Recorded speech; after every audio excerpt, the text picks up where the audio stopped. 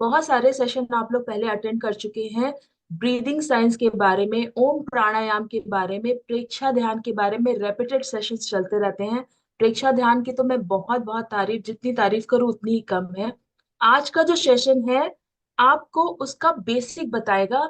प्रेक्षा ध्यान हमें करने से क्या क्या लाभ होंगे, उसका बेसिक की तरफ लेके जाएंगे हम आपको, और इसको थोड़ा साइंटिफिक वे में प्रेजेंट करने की कोशिश करेंगे। यहाँ पर बहुत सारे लोग हैं, आई थिंक पहले मैंने जो स्वर विज्ञान का सेशन लिया था, यहाँ से कोई ऐसा कॉमन है जिसने पहले मेरा स्वर विज्ञान का सेशन अटेंड किया हो? ब्रीदिंग साइंस के बारे में जब हमने चर्चा की थी, ईड़ा पिंगला और सुषुम्ना नाड़ी के बारे में हमने चर्चा करी थी।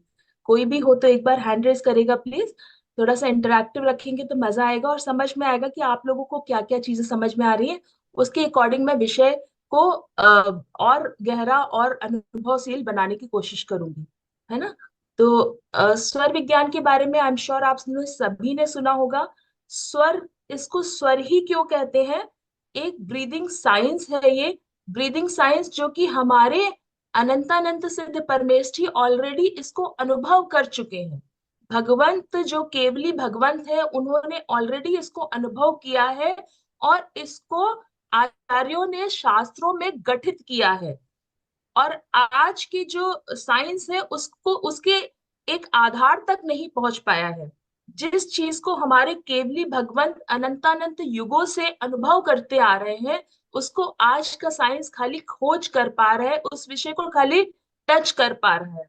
तो हमारे जो सबकॉन्शियस की थ्योरी है, लेफ्ट ब्रेन राइट ब्रेन की थ्योरी है, कैसे हमारा ब्रेन काम करता है, इसकी इसका अनुभव जो एक है, इसके ऊपर जो कंट्रोल है, वो कब का हमारे केवली भगवंत पहले से कर चुके हैं। और इस विषय पे हमारा जो शास्त्र है, आचार्य सुखचंद्र जी द्वारा ज्ञानार्णव करके ग्रंथ है हमारे जैन धर्म में, स्वर विज्ञान के ऊपर ये ग्रंथ है, जिसमें अष्टांग प्रकार के निमित्त बताए गए हैं, 8 प्रकार के निमित्त बताए गए हैं, जिसके माध्यम से हमारी आत्मा हमको सचेत करती है कि हमारे भूत भविष्य और वर्तमान के बारे में सचेत करने की कोशिश करती है। जैसे हमारे बड़े बुजुर्ग हमेशा कहा करते थे, आपने हमेशा सुना होगा कि कब कौन सी दिशा में जाना चाहिए, कब नहीं जाना चाहिए, कब किस तरह के पक्षियों की आवाज से, जानवरों की आवाज से किस तरह के निमित्त मिलते हैं, है ना? अंगों का फड़कना और किस तरह के चित्र दिखना हमारे आमने सामने आने जाने के समय, कहीं हम शुभ कार्य के लिए जा रहे हैं, अशुभ कार्य के लिए जा रहे हैं, तो किस प्रकार के हमें चित्र दिखते हैं सामने हमारे। ये सब कुछ सांकेतिक अनुभव होते हैं, जिन जो हमें ये यूनिवर्स, ये कॉस्मोस हमें अनेक अनेक प्रकार के निमित्त देने की कोशिश करती है, सचेत करने की कोशिश करती है। और जैसे जैसे, यकीन मानिए मेरे शब्द को, इसको आप गांठ बांध के हृदय पर रख लीजिए, जैसे जैसे आप इस यूनिवर्स की भाषा को समझने का प्रयत्न करेंगे, वैसे वैसे ये सांकेतिक भाषा से अपने आप को बताने का प्रयत्न और गहरा करती चली जाती है। आपको सिर्फ और सिर्फ उनको अपना यहाँ पर ईयर्स देने की जरूरत है, थोड़ा सा बस। हम जैसे ही कान देंगे, वैसे वैसे ये यूनिवर्स हमारे अनुभव को और गहरा करती चली जा रही है, जाती है, एक छोटे बच्चे की तरह, एक छोटे बेबी की तरह। जैसे माता पिता छोटे बच्चे को ऐसे नॉरिश करते हैं, है ना? छोटे से एक बच्चे को कैसे माता पिता नॉरिश करते हैं, ठीक वैसे ही यह यूनिवर्स की एनर्जी हमें नॉरिश करती रहती है, अपने अनुभव से उस हमारे अनुभव को कनेक्ट करने की हम जरा सा भी प्रयत्न करें तो समझेंगे थोड़ा सा स्वर विज्ञान के विषय में। आज मैंने कुछ आप लोगों के लिए स्लाइड्स तैयार करी है, कुछ चित्र के माध्यम से हमारी जो ब्रेन है वो जल्दी एक्टिवेट होता है, क्योंकि मन वचन और काया, जब तीनों योग के साथ में हम कोई चीज को देखते हैं, समझने की कोशिश करते हैं, तो हमारा चित्त जल्दी सचेत हो जाता है। इस विषय में आप लोग पहले चर्चा कर चुके होंगे। चलिए ज्यादा देर ना करते हुए मैं स्लाइड को होंगी यहाँ पर आप लोगों से। आज थोड़ा सा गहराई से इसको समझने की कोशिश करेंगे। आप लोग को कुछ भी इसमें नहीं समझ में आए तो प्लीज प्लीज, मैं आप सभी से मेरी रिक्वेस्ट है, आप लोग चैट बॉक्स में यहाँ पर धीरे से डाल दीजिएगा। आप लोग के क्वेश्चंस को लेने का मैं पूरा प्रयत्न करूंगी, क्योंकि मेरा सिर्फ और सिर्फ एक ही उद्देश्य है कि इस विद्या से आपको अवगत कराना। और ये विद्या बिना पैसे की, मेरे गुरु डॉक्टर राजेंद्र जी जैन कहते हैं कि बिना पैसे की ये विद्या है। इसमें कहते हैं ना, हर्रा लगे ना फिटकरी और रंग हो चोखा, वो वाली विद्या है जो हमारी आत्मा में ही निहित है।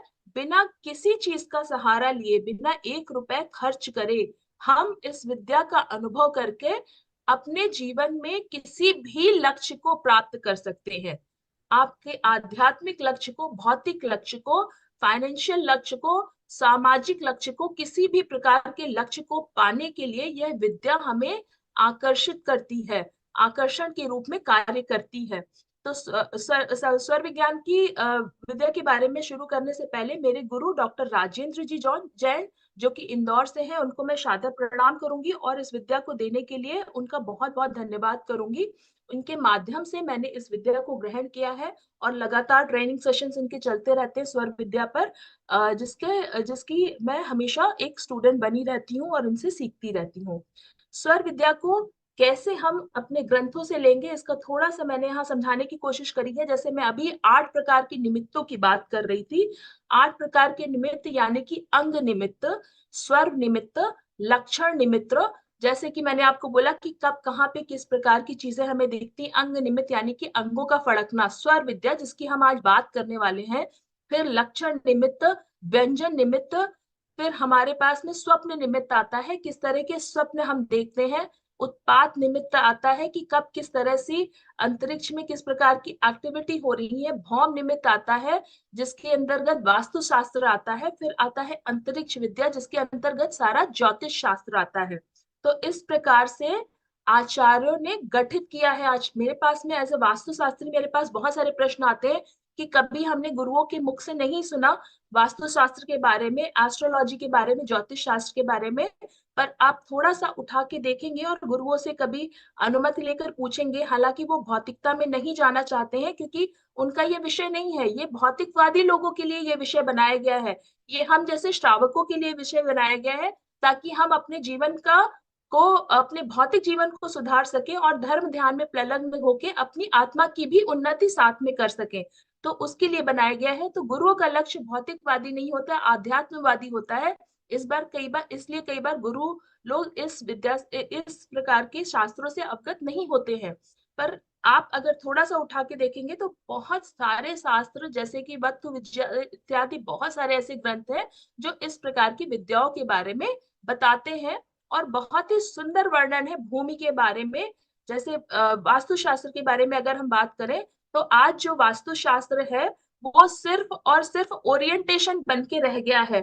ओरिएंटेशन यानी कि हमारा किचन कहाँ पर है, हमारा बेडरूम कहाँ पर है, हमारा बाथरूम कहाँ पर है, सिर्फ इस विषय में लोग बात करते हैं।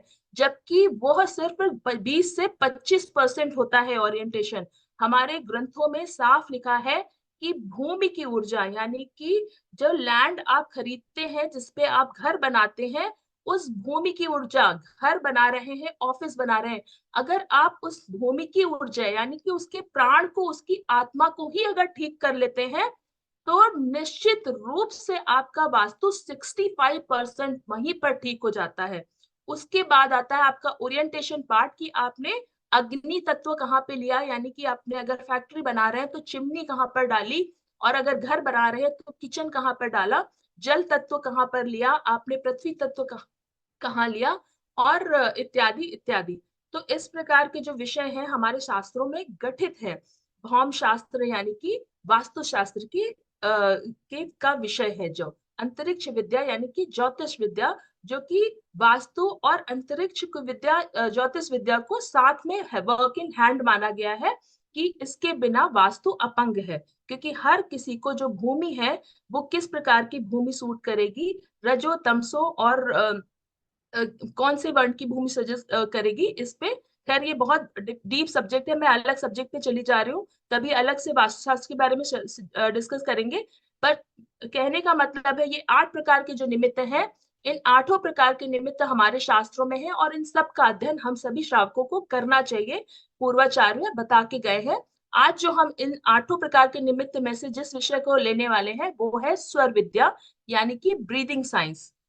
ब्रीदिंग साइंस शास्त्रों में देखें तो शास्त्रों के हिसाब से क्या वर्णित है, शास्त्रों के हिसाब से यह एक कला है आत्मा की मूक भाषा को समझने के लिए। क्योंकि ये जो हमारे शब्द हैं, वो हमारे शब्द हमें कैसे मिलते हैं? हमारे शरीर के माध्यम से हमें शब्द मिलते हैं। हमारी आत्मा मूक है। हमारी आत्मा की भाषा क्या है? हमारी आत्मा ज्ञानमय है। ज्ञानमय होने के कारण उसकी जो भाषा है वो चेतनात्मक भाषा है, यानी कि संकेतात्मक भाषा है। और उस संकेतात्मक भाषा को कैसे समझा जाए, इस विद्या का नाम है स्वर विज्ञान। स्वर विज्ञान के बारे में शास्त्रों में गठित है कि कोई भी विद्या आप ले लीजिए, कोई भी विद्या अवनि तरे, धरनी तरे, गिरवर तरे, ध्रुव तरे सुनमीत, वचन सरोदय ना टरे, कही दास रणजीत। यानी कि कुछ भी हो जाए, कोई भी शास्त्र, कोई भी नियम फेल हो सकता है, लेकिन आपका स्वर, आपकी आत्मा, आपके ब्रीदिंग के माध्यम से, आपकी श्वास के माध्यम से जो आपको संकेत देना चाहती है, स्वर के माध्यम से जो आपको संकेत देना चाहती है, वो कभी भी फेल नहीं हो सकता है। तो ये एक बहुत गहन विषय है, जिसको आज हम समझने की थोड़ा कोशिश करेंगे, थोड़ा सा साइंटिफिक वे में समझने की कोशिश करेंगे। नॉर्मली स्वर विज्ञान को हम कैसे समझते हैं? आपने प्राणायाम में और आपने योगाभ्यास में, आपने प्रेक्षा ध्यान में, बहुत जगह पे आपने स्वर विज्ञान में ईड़ा, पिंगला और सुषुम्ना नाड़ी के बारे में जरूर सीखा होगा। अब ये ईड़ा, पिंगला और सुषुम्ना नाड़ी कैसे चलती हैं, कैसे एक्टिवेट होती हैं, उन पे हम कैसे कंट्रोल पा पाए, इसको हमने थोड़ा सा यहाँ पर प्रैक्टिकल रूप में आज मैं समझाने की आप लोगों को प्रयास कर रही हूँ। तो ये जो हमारा ब्रेन है, इसकी एक ट्राइन ब्रेन थ्योरी के बेसिस पे मैं यहाँ बात करूंगी। जो एक इवोल्यूशन की थ्योरी रही है कि पहले जो रेप्टाइल्स आए और उसके बाद में मैमल्स आए और फिर धीरे धीरे करके इस तरह से इवॉल्व हुआ, ह्यूमन इवॉल्व हुए हैं। तो एक जो इवोल्यूशन की थ्योरी है, उसके बेस पे हम यहाँ पर बात कर रहे हैं कि इवोल्यूशन की थ्योरी के हिसाब से 3 प्रकार के ब्रेन बताए गए हैं।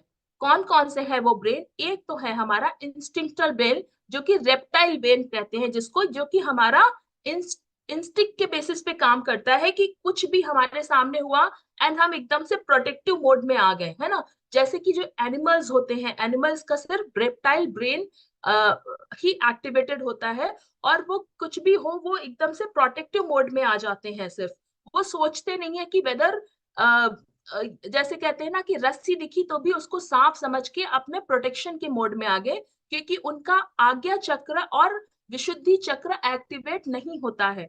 तो उनको उसमें ज्ञान लगाने की वो नहीं लगा पाते हैं। वो, उनको है ही नहीं उस चीज का सेंस कि वो ज्ञान माया का, सिर्फ और सिर्फ विजुअल के बेसिस पर वो काम करते हैं। ठीक है।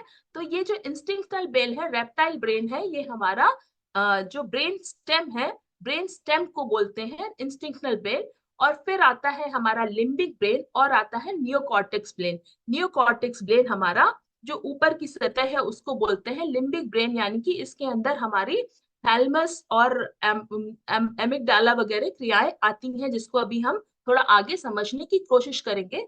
तो पहले यहाँ पर मोटा मोटा तौर पर हम समझेंगे कि 3 प्रकार के ब्रेन होते हैं हमारे पास में, मोटे मोटे तौर पर। एक होता है हमारा लिजर्ड ब्रेन, एक होता है मैमल ब्रेन, और फिर आता है ह्यूमन ब्रेन। लिजर्ड ब्रेन में हमारा, हम सिर्फ फाइट एंड फ्लाइट की मोड में होते हैं, है ना, कि कुछ भी क्रिया और प्रतिक्रिया, जिसको कहते हैं क्रिया और प्रतिक्रिया के मोड में रहते हैं हम। फिर आता है हमारा मैमल ब्रेन। मैमल ब्रेन में जब रिप्रोडक्टिव सिस्टम स्टार्ट हो गया, स्वादिष्ठाना चक्र और हमारा सोलर प्लेक्सस एक्टिवेट हो गया, तो वहां पर हमारे अंदर इमोशन जागृत हो गए। हमारी जो रिप्रोडक्शन के थ्रू हमें, हमारे पास में इमोशंस जागृत हो गए। तो उन इमोशंस को धीरे धीरे हमारे कैसे डिसीजंस में कन्वर्ट हुए, वो तब हुए जब हमारा नियोकॉर्टेक्स ब्रेन डेवलप हुआ। यही सेम जो वुम्ब में कंडीशन होती है, जब बेबी एक ग्रो करता है, फीटस के रूप में ग्रो करता है, तब भी यही एक स्थिति होती है कि बेबी पहले लिजर्ड ब्रेन से मैमल ब्रेन में आता है और फिर उसका ह्यूमन ब्रेन डेवलप होता है। ठीक है।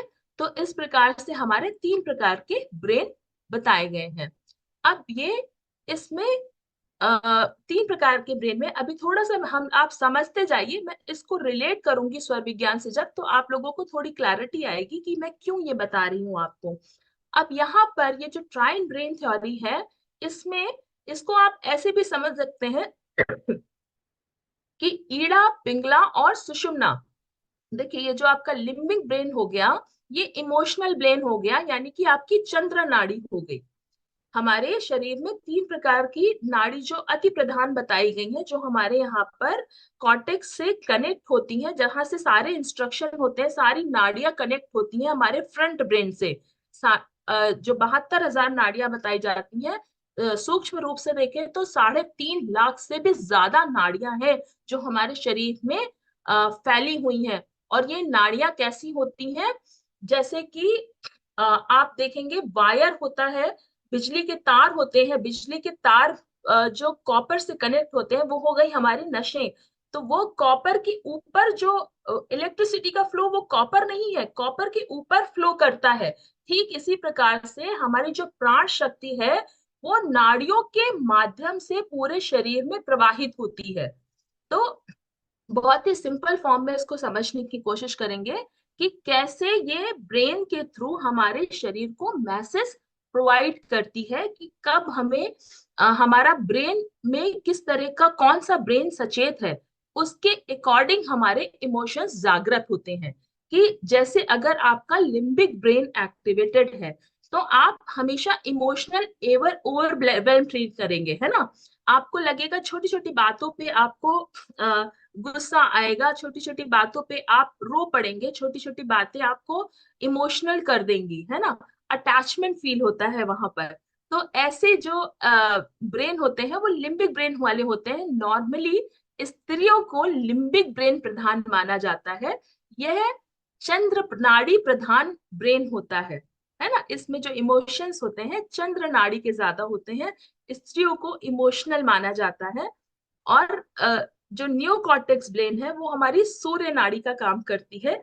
सूर्य नाड़ी यानी कि हम रैशनल हो जाते हैं कि ब्रेन की हमारे विजुअल्स के थ्रू ब्रेन को एक मैसेज गया, एमिगडाला तक पहुंचा वो, और एमिगडाला से पहुंचने के बाद में हमने उसमें रैशनल किया कि वेदर दिस इज राइट और नॉट। अब ये एमिगडाला क्या है, ये नया वर्ड कहाँ से आया। एमिगडाला होता है कैकेई। जैसे कि कैकेई ने हमारा, सॉरी, अमिगडाला है मंथरा, बेसिकली मंथरा। जैसे केके को मंथरा जी ने कुछ बोला और केके ने उसको एज इट इज एक्सेप्ट कर लिया, है ना। तो ठीक इसी प्रकार से अमिगडाला होता है जब हमारा ब्रेन ऑटो मोड में चला जाता है। क्योंकि हमारा जो ब्रेन है, वो कुछ ऐसे, हम हमारे एक्शंस कुछ ऐसे हो जाते हैं कि हम एक यूनिफॉर्म तरह से पैटर्न हो जाता है हमारा, कि हमारे पास में हमारे जो इमोशंस है एक यूनिफॉर्म पैटर्न में वर्क करने लगते हैं, कि जैसे एक्शन का रिएक्शन और फिर उसका उसके प्रति जो डिसीजन होता है। तो ये हमारा एक पैटर्न बन जाता है ब्रेन का। जैसे कि अब धीरे धीरे जो बचपन से लेके आज तक हम जो क्रिया करते रहते हैं, कि हर सिचुएशन को लेकर हमें क्रिया प्रतिक्रिया की जो हैबिट्स होती है, उसके अकॉर्डिंग ब्रेन हमारा ऑटो पायलट मोड पे चला जाता है ना। जैसे हम कहते हैं, आपने सुना होगा लोगों को कहते हुए कि तो ऐसे ही चलता है ना, इनका तो ऐसे ही दिमाग चलता है। तो इनका दिमाग ऐसे क्यों चलता है, क्योंकि ये ब्रेन उनका ऑटो पायलट मोड पे चला गया है।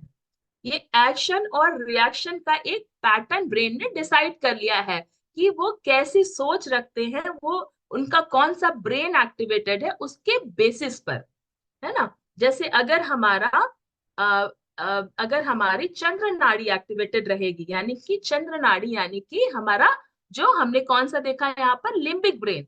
लिम्बिक ब्रेन अगर एक्टिवेटेड रहेगा तो हमारे जो थॉट है वो इमोशनल ज्यादा रहेंगे, रैशनल कम होंगे, राइट। क्योंकि जब हमारा लिम्बिक ब्रेन एक्टिवेटेड है, अब हम आगे चर्चा करेंगे इसकी, मैं समझा इसलिए रही हूँ कि इसको कंट्रोल कैसे करें, इसके बारे में हम आगे चर्चा करेंगे कि कैसे इसको कंट्रोल करें, लिम्बिक ब्रेन से कॉर्टेक्स ब्रेन तक कैसे जाएं, उसकी क्या विधियां हैं, इसके बारे में हम आगे चर्चा करेंगे। तो क्या होता है कि एक ब्रेन हमारा जो है वो ऑटो मोड पे चला जाता है। इस तरह हमारे पास में कोई भी जो चीजें आती हैं वो सेंसरी ब्रेन के माध्यम से आती हैं। कैसे आती हैं? सेंसेस कौन कौन से हैं? शास्त्रों में 5 सेंसेस बताए गए हैं, है ना? 5 प्रकार के सेंसेस बताए गए हैं, राइट? कि कौन कौन से सेंसेस हैं? हमारी आईज, हमारा नोज, हमारा टंग, हमारे कान और हमारा स्पर्श, राइट? ये 5 सेंसेस बताए गए हैं। 5 सेंसेस के माध्यम से, इन 5 में से किसी भी सेंस के माध्यम से हमारी ब्रेन किसी चीज को रिसीव करता है, ठीक है? किसी भी इंफॉर्मेशन को रिसीव करता है, जो कि आती है हमारे थैलेमस ग्लैंड को।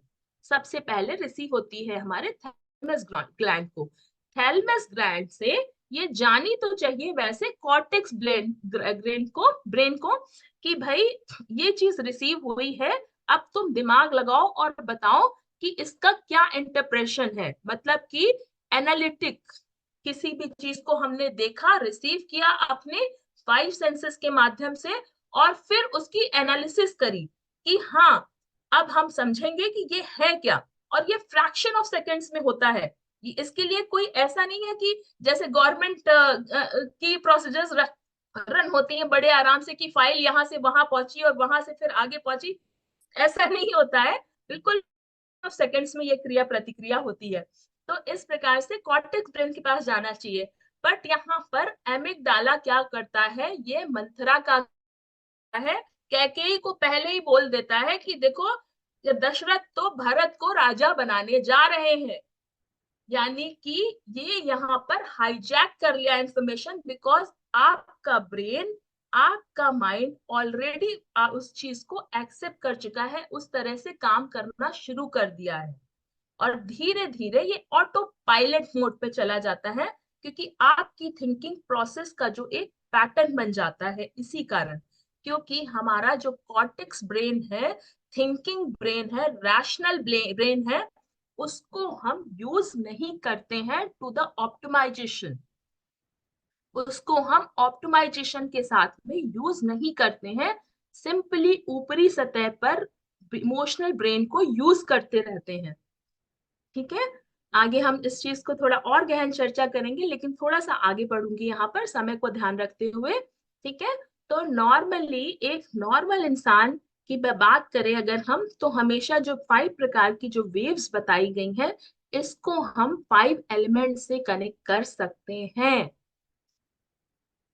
5 एलिमेंट्स यानी कि जल तत्व, पृथ्वी तत्व, अग्नि तत्व, वायु तत्व और आकाश तत्व।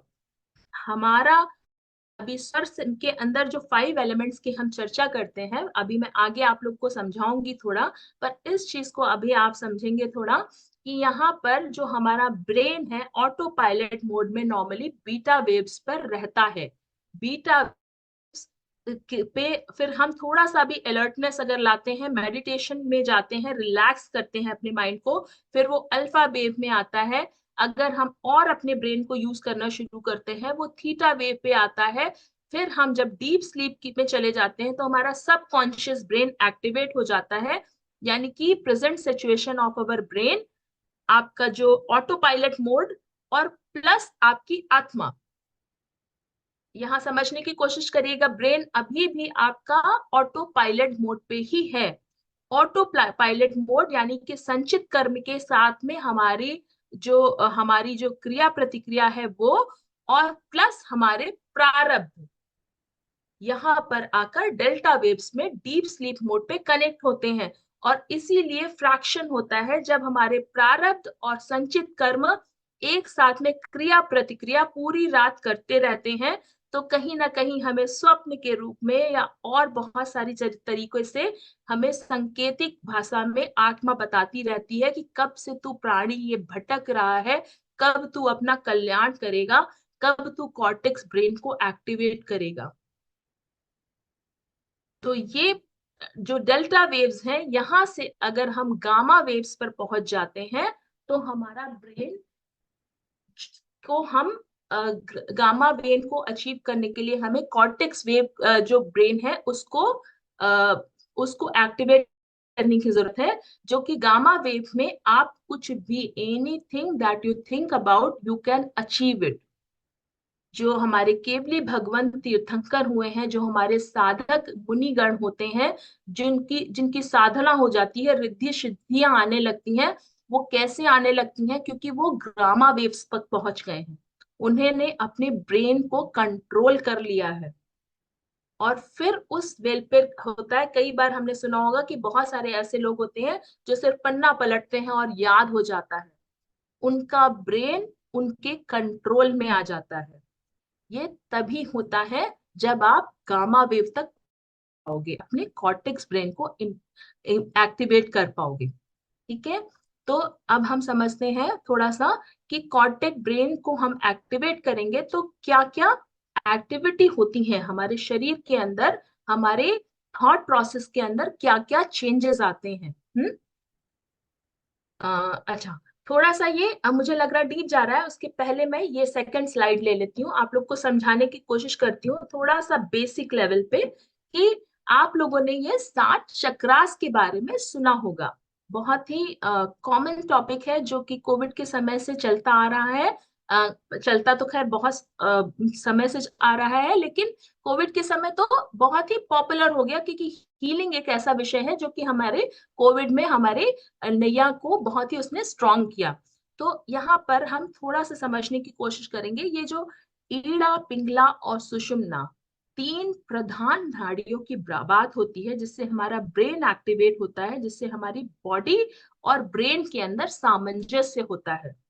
यानी कि जो रिद्म होता है ब्रेन एंड बॉडी के अंदर, वो कैसे आता है? ईड़ा, पिंगला और सुषुम्ना, ये 3 प्रकार की नाड़ियों के माध्यम से आता है।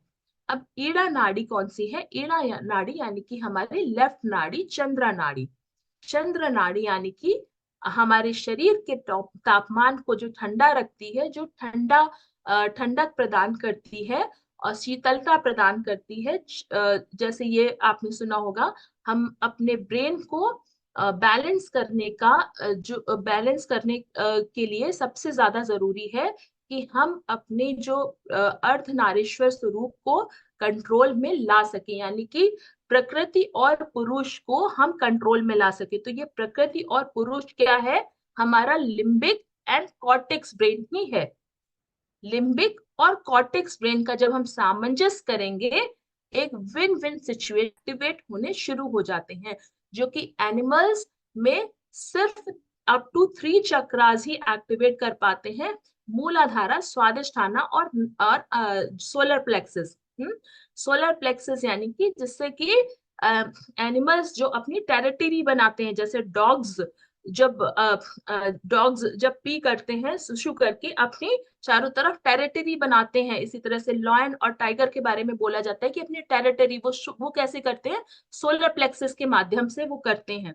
फिर आता है हमारा अनाहता चक्र। अनाहता चक्र यानी कि वहां तक हमारा लिम्बिक ब्रेन ही काम कर रहा है, अभी भी हमारा लिम्बिक ब्रेन काम कर रहा है।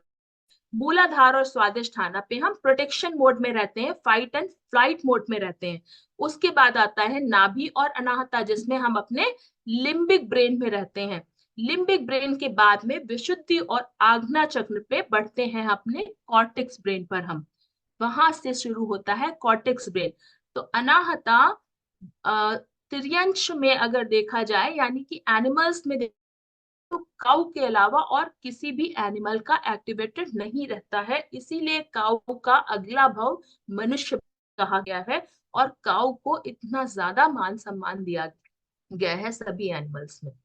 तो नॉर्मली जो ह्यूमन और उसके एनिमल्स के स्ट्रक्चर की बात करें तो खैर ये बहुत अलग विषय पे चली जाऊंगी मैं, लेकिन यहाँ पर प्रधान ये है आप लोग को समझने की बात, कि धीरे धीरे हमारी जो ब्रीदिंग है, हमारी सांसें हैं, उसके माध्यम से हमें मूलाधार से उठकर स्वादिष्ठाना पे आना, स्वादिष्ठाना से सोलर प्लेक्सस पे आना, यानी कि मणिपुरा पे आना, मणिपुरा से अनाहता को, और अनाहता से विशुद्धि चक्र और आज्ञा चक्र एक्टिवेट करना। कैसे एक्टिवेट करना? नाड़ी शोधन के माध्यम से करना, क्योंकि ब्रेन हमारा, हमारी स्वास्थ्य जो ऑटो पायलट मोड पे चली गई हैं, उसको हम कैसे एक बच्चे की तरह, एक छोटे बेबी की तरह धीरे धीरे नॉरिश करके वापस उसके डायरेक्शन पे आएंगे, क्योंकि जब एक बेबी वोम पे होता है, बॉर्न होता है, उसके उस समय उसकी ब्रीदिंग नॉर्मल होती है। बच्चा क्या करता है, कहते हैं ना जन्म से सीख के आया है, पेट से सीख के आया है। तो वाकई में ये यूनिवर्स हमें पेट से सीख के भेजती है ये सब नेचुरल चीजें, जो कि हमारे प्रत्यक्ष इमोशंस देखने के कारण, अलग अलग तरह के हमारे प्रारब्ध होने के कारण अ, अ, जो कहते हैं ना संक्रमित हो जाती है, इन्फेक्टेड हो जाती है, और हमारे प्रारब्ध के अकॉर्डिंग हमारा लिम्बिक या कॉर्टेक्स ब्रेन अपने आप एक्टिवेट करने लगता है, ऑटो पायलट मोड पर चला जाता है। अब इसका जो सामंजस्य है वो कैसे बैठाएं, कैसे करें, वो कर सकते हैं नाड़ी शोधन के माध्यम से। जब आंख बंद कर कर आप चक्रा पे ध्यान करते हो और एक एक चक्रा के आपको कलर्स दिखना शुरू हो जाते हैं, तो आप समझ लेना कि आपका नाड़ी शोधन हो गया है। आप श्वास की क्रिया प्रतिक्रिया पर ध्यान देके, जैसे कि बहुत सारे यहाँ पर सेशन चलते रहते हैं आनंद जी के सानिध्य में, और आप लोग श्वासों पर ध्यान करते हैं, श्वासों पर ध्यान करके जब धीरे धीरे चक्रास एक्टिवेट होने लगते हैं, आपके सेंसेस जो है वो पहले से होने लगते हैं। जैसे जैसे आपकी चक्रास एक्टिवेट होते हैं, 5 सेंसेस स्ट्रांग होने लगते हैं। आप देखोगे कि आपका एक्शन रिएक्शन बहुत स्ट्रांग हो गया, आपका पावर्स बहुत स्ट्रांग हो गया है। आपकी जो जैसे किसी को अगर स्मेल की अगर इतनी ज्यादा सेंस स्ट्रांग नहीं है, लेकिन अगर जैसे जैसे आप लोग मेडिटेशन करोगे, ध्यान करोगे, आपकी स्मेल स्ट्रांग होने लगेगी, आपका विजुअलाइजेशन इंट्यूशन स्ट्रांग होने लगेगा, आपकी जो रसना इंद्रिय है, आपकी घ्राण इंद्रिय है, ये सब धीरे धीरे स्ट्रांग होने लगती है। बिकॉज आपका आपके ब्रेन के माध्यम से आपकी सेंसेस पे कंट्रोल आने लगता है। हमारे ही ब्रेन के माध्यम से हमारे सेंसेस पे जब हम धीरे धीरे कंट्रोल करना सीख जाते हैं, तब हम अपने आप धीरे धीरे आध्यात्मिक उन्नति को प्राप्त करना शुरू कर देते हैं। हम एक लेवल ऊपर उठ जाते हैं। तो इस प्रकार से हमारी ईड़ा पिंगला और सुषुम्ना नाड़ी हमें नियंत्रित करती रहती है, और इस बात को हम समझ तक नहीं पाते। थोड़ा सा आगे बढ़ने की कोशिश करेंगे। लास्ट स्लाइड मैं, मुझे पता है कि मैंने नहीं ली है, मैं आप लोग को समझाऊंगी उसके बारे में आगे। तो अब यहाँ पर हम थोड़ा समझने की कोशिश करेंगे कि कैसे नाड़ी शोधन के माध्यम से, किस तरह से हम अपने कॉर्टेक्स ब्रेन के और लिम्बिक ब्रेन के बीच में सामंजस्य बिठा सकते हैं, यानी कि सूर्य नाड़ी और चंद्र नाड़ी को हम कैसे बैलेंस कर सकते हैं। उसके लिए सबसे ज्यादा जरूरी है, एक बेसिक है, कि आप कॉन्शियस ब्रीदिंग करें। जैसे कि अभी मैं देख रही हूँ यहाँ पर बहुत सारे लोग प्राणायाम कर रहे हैं। Pranayama is the best way to control and balance your nadi. Nadi शोधन के लिए जो सबसे अच्छा तरीका है वो है प्राणायाम। आप धीरे धीरे जैसे जैसे प्राणायाम को आप अपने रूटीन में लेके आते हैं, वैसे वैसे ही अपने आप धीरे धीरे आपके जो ब्रेन के सामंजस्य है, क्या करते हैं आप प्राणायाम में, एक बार आप ईड़ा नाड़ी को एक्टिवेट करते हैं और फिर एक्टिवेट करते हैं अपनी पिंगला नाड़ी को, है ना। तो यही तो कर रहे हैं ना, हम ईड़ा और पिंगला का बैलेंस कर रहे हैं, है ना। और जितनी देर तक हम ब्रीथ को होल्ड करके रखते हैं, उतनी देर तक दोनों में आपसी सामंजस्य चलता रहता है। ये जो स्वर है, ये जो ब्रीथ है, हमारे अंदर 24 घंटे लास्ट करती है। एक जो ब्रीथ अभी आपने ली, जिस एनवायरमेंट में ले रहे हैं, जिस तरह के कहते हैं ना कि हमारे आसपास का जो ऑरा है, द्रव्य क्षेत्र काल और भाव, ये सब कुछ हमारे हमको इम्पैक्ट करता है, हमारे ब्रेन को इम्पैक्ट करता है, हमारे इमोशंस को इम्पैक्ट करता है। वो कैसे इम्पैक्ट करता है कि वहां पर आसपास जो भावनाएं होती हैं, जो वायु होती है, वो कहीं ना कहीं जब हम इनहेल करते हैं, इनहेल कर कर वही वायु को हम अपनी प्राण ऊर्जा के माध्यम से पूरे शरीर में नाड़ियों में प्रवाहित करते हैं, तो वो दूषित वायु है या शुद्ध वायु है, इस इसके हिसाब से हमारे ब्रेन के इमोशंस को पे वर्क करती है। क्योंकि ये जो तत्व है ये चिपक कर साथ में हमारे वायु के माध्यम से हमारे शरीर के अंदर प्रवेश कर जाते हैं। यहाँ पर समझने की कोशिश करेंगे कि कैसे हम अपने ह्यूमन ब्रेन को एक्टिवेट करें। उसका सबसे अच्छा जो तरीका है वो नाड़ी शोधन है। अब ये नाड़ी शोधन का जो कार्य है ये आप किसी भी तरह से कर सकते हैं। There are multiple way to do it. जैसे मैंने बोला कि एक जो कॉन्शियस ब्रीदिंग होती है, conscious breathing simply one should start. I will highly suggest कि बिना कुछ प्रयास के आप सिर्फ पूरा दिन अपनी नाड़ी को, अपनी ब्रीदिंग को ऑब्जर्व करने की कोशिश करिए कि कब आपका लेफ्ट स्वर चल रहा है, कब आपका राइट स्वर चल रहा है। मैं जब इसके वर्कशॉप्स लेती हूँ स्वर विज्ञान के, तो उसमें एक चार्ट प्रिपेयर कराती हूँ कि आप पूरा दिन ऑब्जर्व करिए कि कितनी देर आपकी सूर्य नाड़ी चली, कितनी देर आपकी चंद्र नाड़ी चली।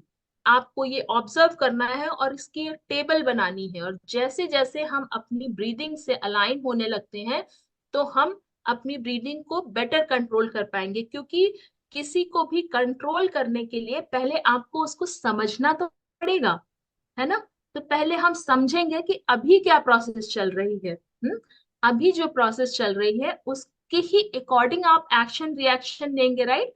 अगर आपको कोई प्रॉब्लम सॉल्व करनी है तो पहले आप प्रॉब्लम के बारे में समझेंगे, तब उसके प्रति एक्शन रिएक्शन लेंगे। ठीक उसी प्रकार से पहले आप अपनी ब्रीदिंग को एनालाइज करेंगे कि कब सूर्य नाड़ी चल रही है, कब चंद्र नाड़ी चल रही है। बेसिकली इस तरह से ओम चैंटिंग के माध्यम से, प्रेक्षा ध्यान के माध्यम से, और ये कॉन्शियस ब्रीदिंग इत्यादि, इन सब माध्यम से आप पहले एनालाइज करना सीखें, समझना सीखें कि कौन सा ब्रेन आपका कब एक्टिवेटेड है। इसका एक प्रत्यक्ष एग्जाम्पल, इसके क्या आपको फायदे मिलेंगे। इसके फायदे आपको ये मिलेंगे कि धीरे धीरे आपका गामा फ्रीक्वेंसी, जिससे हम कुछ भी अचीव कर सकते हैं, है ना।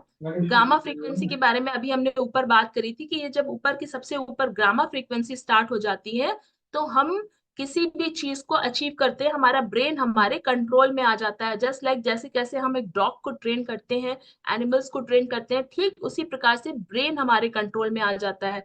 फिर हम जो कहते हैं, जो बोलते हैं, जैसे बोलते हैं वैसे करता है। और इसी प्रकार से हमारे परमेष्ठी भगवंतों ने, हमारी जो केवली भगवंतों ने अपने ब्रेन को कंट्रोल करके फिर अपने शरीर को कंट्रोल किया, और शरीर को कंट्रोल करके अपना उद्धार किया।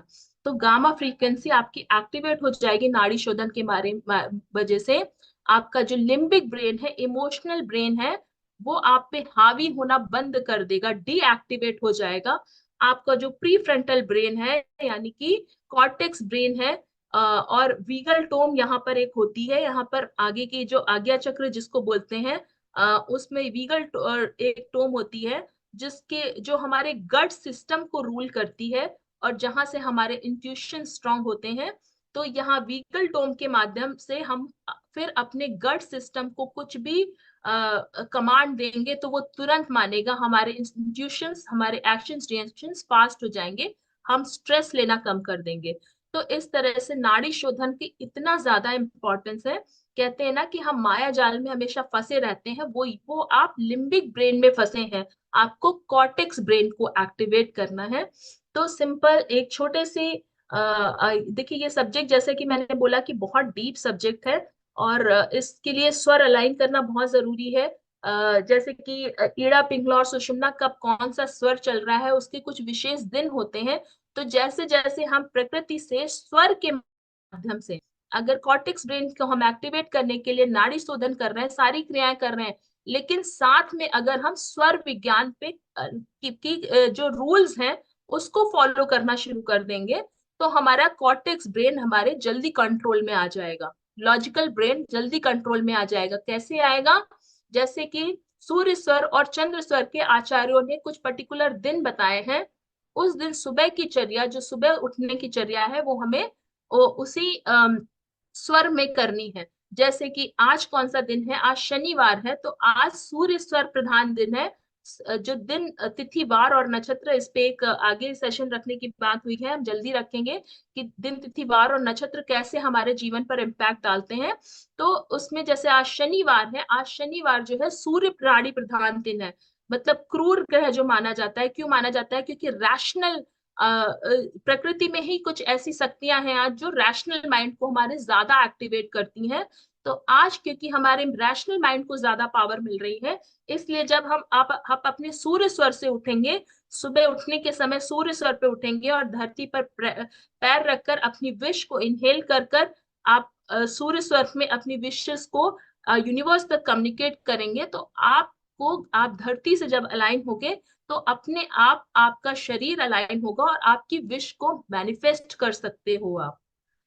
तो स्वर जो है इतना इम्पोर्टेंट रोल प्ले करता है हमारे ब्रेन को एक्टिवेट करने में। इसी प्रकार से जो शुक्ल पक्ष है उसको चंद्र नाड़ी प्रधान माना गया है, इसीलिए शुक्ल पक्ष के जो 15 तिथियां और कृष्ण पक्ष में 15 तिथियां होती हैं अमावस और पूर्णिमा को मिला के, तो शुक्ल पक्ष की प्रथमा तिथि को चंद्र स्वर से शुरू करने के लिए अपनी दिनचर्या बताया गया और कृष्ण पक्ष की प्रथमा तिथि को सूर्य स्वर से एक्टिवेट करने के लिए बताया गया है। ठीक इसी प्रकार से गुड़ी पड़वा के दिन जो है वो हमारी कौन सी नाड़ी चलेगी इसके हिसाब से गुड़ी पड़वा पर अपने स्वर को अलाइन करने के लिए बोला गया है। ठीक इसी प्रकार से तिथियां भी हैं, हर तिथियों का अपना अपना दिन होता है, अपना अपना औचित्य होता है कि कौन सी सूर्य नाड़ी प्रधान तिथि है, कौन सी चंद्र नाड़ी प्रधान तिथि है, उसके हिसाब से। क्योंकि ये पूरी प्रकृति है, ये नंबर्स डिजिट्स न्यूमरोलॉजी में भी 1 2 3 4 5 अप टू 10, तो एक कैसी चार स्थिर द्विस्वभावी पुरुष और स्त्री, इस तरह से सभी जो है ये डिवाइड है, अपने अपने नेचर के अकॉर्डिंग डिवाइड है। और जैसे जैसे हम इसके नेचर को समझते हैं, अलाइन होते हैं, वैसे वैसे हम अपने ब्रेन को, अपने शरीर को कंट्रोल कर सकते हैं।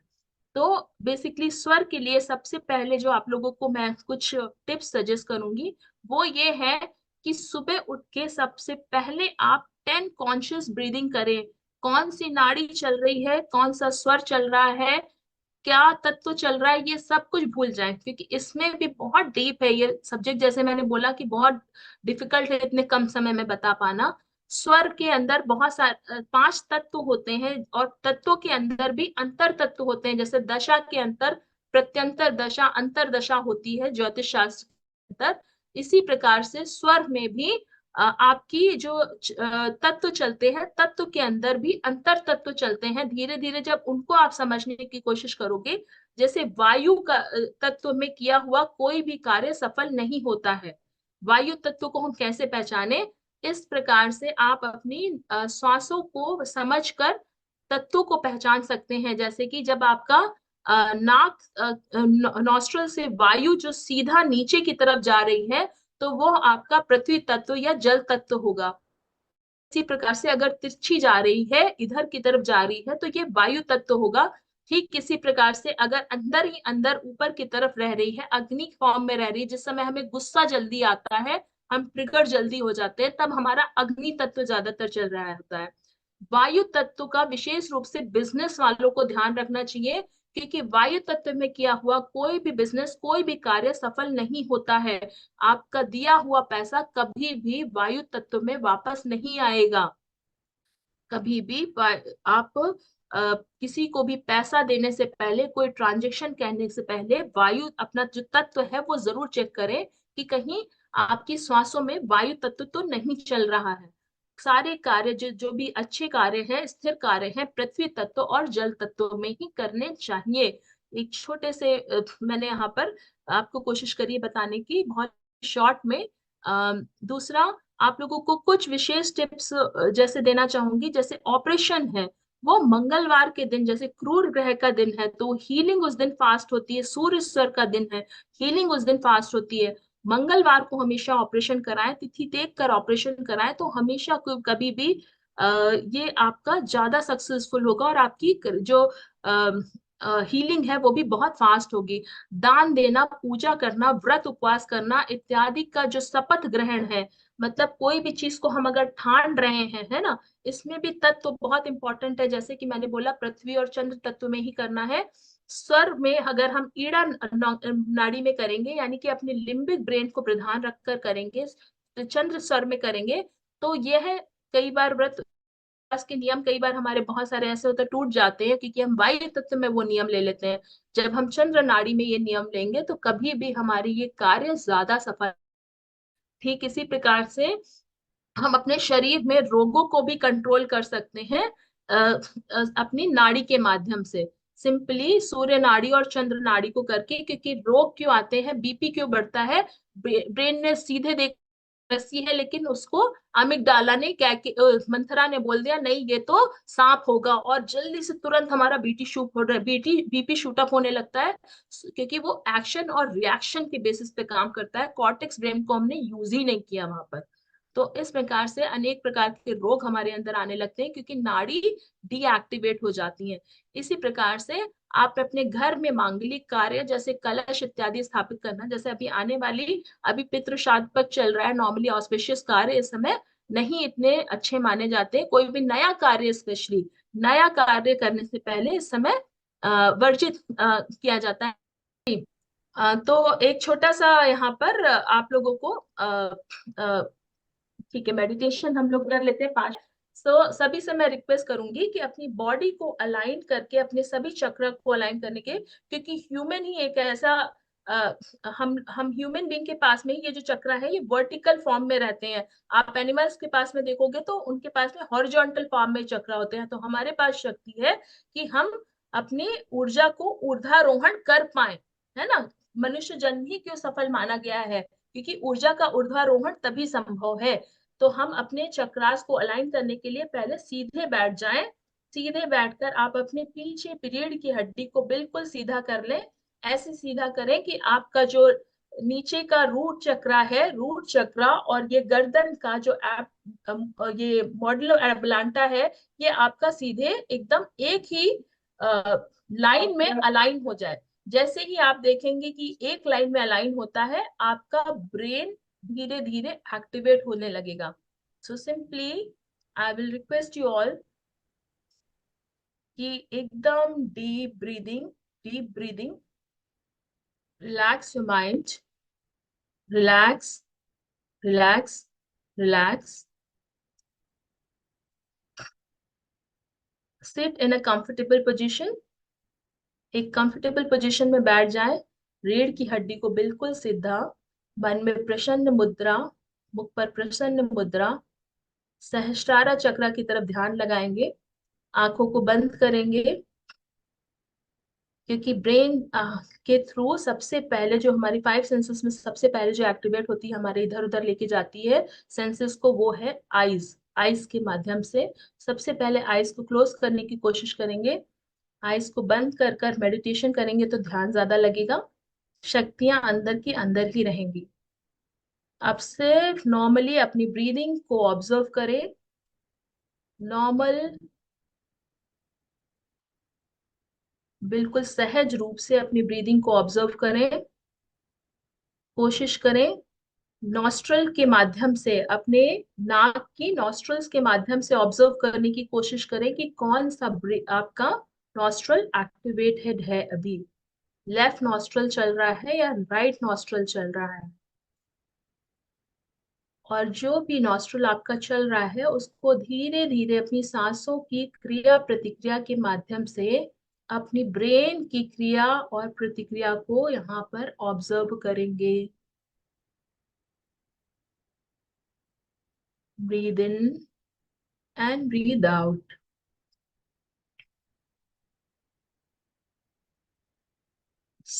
अपने आने वाले विचारों को आवागमन में उसको आने दें और जाने दें, विचारों में उलझना नहीं है। जैसे जैसे आप विचारों के आवागमन को सिर्फ ज्ञाता दृष्टा भाव से देखना शुरू करोगे, वैसे वैसे आपके विचार आपके ब्रेन पर हावी नहीं हो पाएंगे। So simply breathe in and breathe out. Try to understand, try to observe which nostril is activated. Try to observe the thought process. सिर्फ ऑब्जर्व करना है, यहाँ पर जो कुछ भी हो रहा है ज्ञाता दृष्टा भाव से, साक्षी भाव से देखना है। विचारों में बिल्कुल भी नहीं उलझना है। जो कुछ भी हो रहा है पुण्य और पाप अपने अपने परमाणुओं के पुण्य और पाप के माध्यम से हो रहा है, हमारा उसमें कोई भी सहयोग नहीं है और ना हमारे कुछ करने से कुछ भी कंट्रोल में आएगा। तो सिर्फ ज्ञाता सृष्टा भाव से अपनी नॉस्ट्रल को देखें।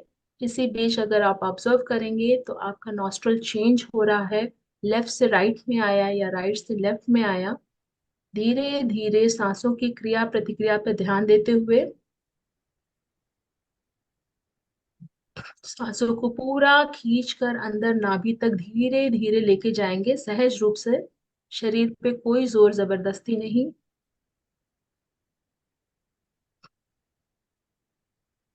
अपने प्राण को सांसों के माध्यम से पूरे शरीर में प्रवाहित करने की कोशिश करेंगे।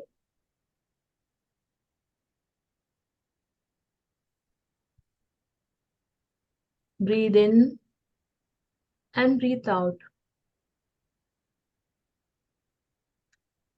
धीरे धीरे कोशिश करें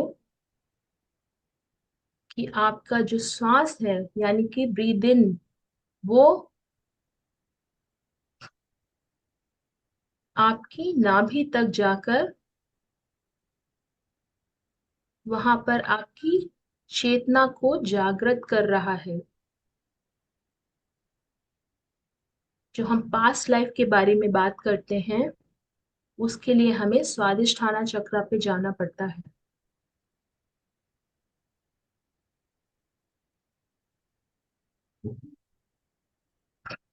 ज्ञाता दृष्टा भाव से सब देखते रहे, विचारों में उलझे नहीं।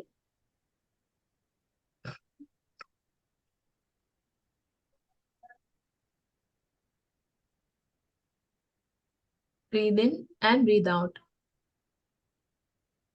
अब धीरे धीरे महसूस करने की कोशिश करें अपने आसपास की आवाजों को। एक एक करके आपको अपने सेंसेस को जागृत हेलो। करना है।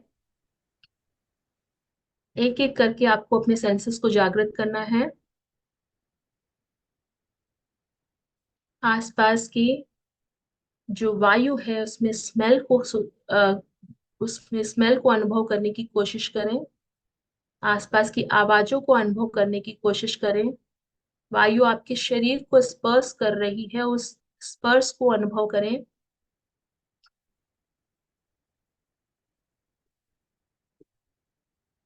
आसपास की सभी पॉजिटिव ऊर्जा को अपने अंदर प्रवेश कराने की कोशिश करें सांसों के माध्यम से। मेरे अंदर पांचों तत्वों का सामंजस्य हो रहा है। मैं प्रकृति की सभी सकारात्मक ऊर्जाओं को अपने अंदर प्रवेश करा रहा हूँ।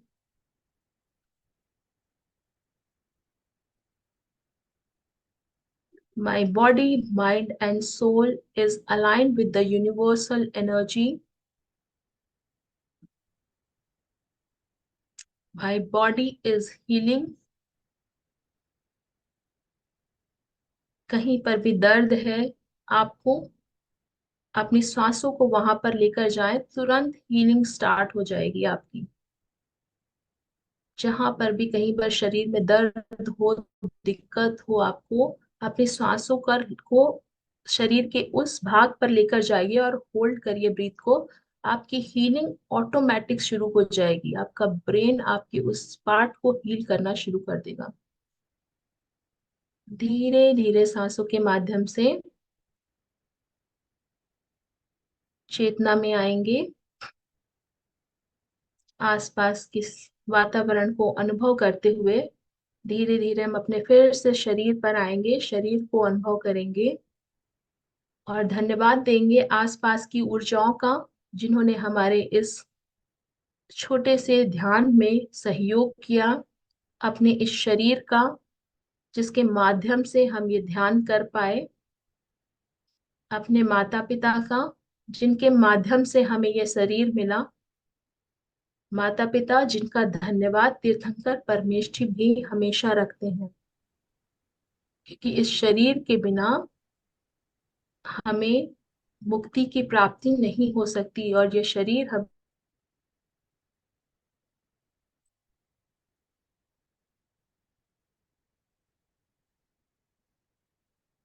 हमें सिर्फ अपने माता पिता के द्वारा ही प्राप्त हो। और हाथों को रगड़ते हुए अपनी आंखों पर लेकर जाएंगे। एक गहरी सांस अंदर लेकर आसपास की एकत्रित सभी ऊर्जा को अपने अंदर प्रवेश कराने का अनुभव करेंगे। Hold your breathe as long as you can and release। आप देखेंगे आपके हाथों में, आपके शरीर में सेंसेशंस आ गए होंगे। ये आपके अंदर की हीलिंग शक्ति है जो इनबिल्ट होती है। आपको किसी भी प्रकार की रेकी या प्राण ऊर्जा की जरूरत नहीं है अगर आप अपनी हीलिंग पावर को इस तरह से जागृत कर सकते हो अपने आप, कभी भी, जब भी, जहां भी बैठे हो, किसी भी समय, 24 घंटे में। ओम अरहम। वनीता जी का हैंड राइज है, इनको हम ले लेते हैं, उसके बाद हम समापन की ओर लेंगे। वनीता जी, यस। जय जिनेन्द्र सा। वो आप जो शुक्ल पक्ष और कृष्ण पक्ष बोले ना, तो कृष्ण पक्ष में पूरा 15 दिन भी सूर्य स्वरी चलना चाहिए क्या? नहीं नहीं, ऐसा नहीं होता। देखिए क्या होता है कि शुक्ल पक्ष, इसकी एक लिस्ट है, मैं भेज दूंगी आनंद जी को, वो सर्कुलेट कर देंगे ग्रुप में। देखिए कैसे होता है। शुक्ल पक्ष के 3 दिन, जैसे तिथियां हैं, 15 तिथियां हैं, 15 तिथियां को अगर आप 3-3 पार्ट में डिवाइड करोगे तो प्रथमा, द्वितीया और तृतीया, ऐसे 3 तिथि को हमारा पहले सर चलेगा। उसके बाद में चतुर्थी, पंचमी और षष्ठी, उस ऐसे चंद्र करके सर। जो, हाँ, प्रकृति और पुरुष में बैलेंस करना है हमको। तो 3 दिन का ये क्रिया होती है जो कि हमें ओके। करनी रहती है। सुबह उठ के जब हम इस चीज को, बॉडी को धीरे धीरे अलाइन करना शुरू कर देते हैं, ऑटोमेटिक प्रकृति हमें अलाइन करना शुरू कर देती है अपने अनुभव से। और वायु तत्व कैसे चेक करना है? वायु तत्व को चेक करने के लिए हमेशा ऐसे आप हाथ रखें, आपका कौन सा स्वर चल रहा है पहले ये चेक करना शुरू करें। तो आपको जब पता चल जाएगा कि कौन सा स्वर चल रहा है, फिर धीरे धीरे आप तत्व को चेक करना शुरू करें। तत्व को चेक करने के लिए अपने हाथ को ऊपर नीचे इस तरह से लेके आए, एक्सेल करें, जोर से एक्सेल करें और देखें कि ये जो ब्रीदिंग है आपकी सीधे नीचे जा रही है या तिरछी आ रही है। अगर तिरछी आ रही है तो आपको आपके हाथ में इधर टकराएगी वायु तत्व। ओके वायु ओके। तत्व, हाँ, वायु तत्व के जो लोग होते हैं नॉर्मली, उनको वो बातें बदलते हैं, जल्दी जल्दी बातें बदलते हैं, थोड़े कामी प्रकृति के होते हैं ऐसे लोग। तो ये हमारे नेचर को भी चेंज कर देती है कई बार, कौन सी तत्व किनका क्या प्रदान कर चलता है उसके हिसाब से हमारा नेचर भी चेंज हो जाता है। दोनों हाथ जोड़ते हुए, रीढ़ की हड्डी गर्दन सीधी रखते हुए, आंखों को बिना दबाव दिए कोमलता से बंद रखते हुए मेरे साथ साथ सभी मानसिक उच्चारण करें। मैं चैतन्यमय हूँ, मैं आनंदमय हूँ, मैं शक्तिमय हूँ। मेरे भीतर अनंत चैतन्य का, अनंत आनंद का, अनंत शक्ति का सागर लहरा रहा है। इसका साक्षात्कार करना ही मेरे जीवन का परम लक्ष्य है। हमारा आज का दिन मंगलमय हो, आनंदमय हो, शांतिमय हो। इन्हीं शुभ भावनाओं के साथ ओम शांति शांति शांति। कृतज्ञोस्मि, हम सब गुरुदेव के आभारी हैं। कृतज्ञोस्मि, हम सब गुरुदेव के आभारी हैं। कृतज्ञोस्मि, हम सब गुरुदेव के आभारी हैं। ओम अरहम। सभी का बहुत बहुत धन्यवाद। जो भी भाई बहन हमारे साथ जुड़े, सभी का बहुत बहुत धन्यवाद, बहुत बहुत आभार। बहुत धन्यवाद आनंद जी, आपको धन्यवाद। सुंदर सेशन चल रहा है। और आज का सेशन का तो ऐसा है कि बहुत कम समय हुआ, रेगुलर और भी कई बार होने चाहिए, ऐसी मेरी इच्छा राय है। बहुत बहुत धन्यवाद आनंद जी को विशेष। ओम अरहम। ओम अरहम। इतना टाइम दिया हम लोगों को, उनको भी कृतज्ञता ज्ञापित करते हैं।